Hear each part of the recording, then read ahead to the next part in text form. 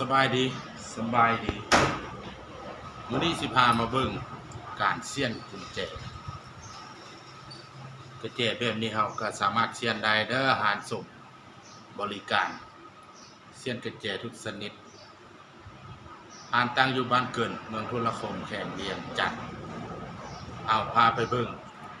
ตอนเสี้ยนเลยนะบ้านนี้เนาะมือเสี้ยนกันพี่น้องเอ้ยบ้านนี้ไปเบิ่งไปชมนํกันเนาะ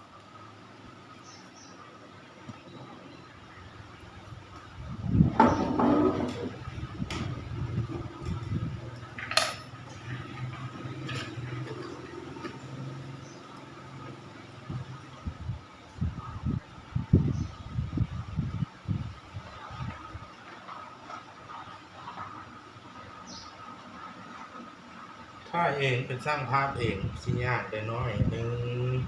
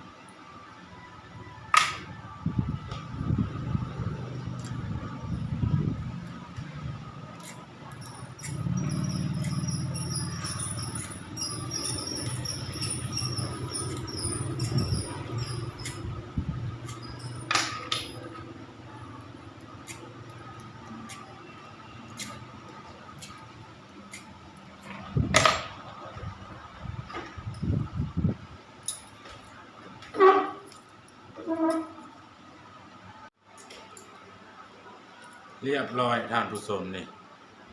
เสี้ยนแล้วเรียบร้อยแล้ว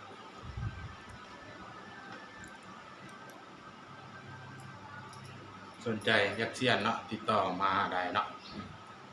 เดี๋ยวจะเอาเบอร์ขึ้นไว้ให้เนาะ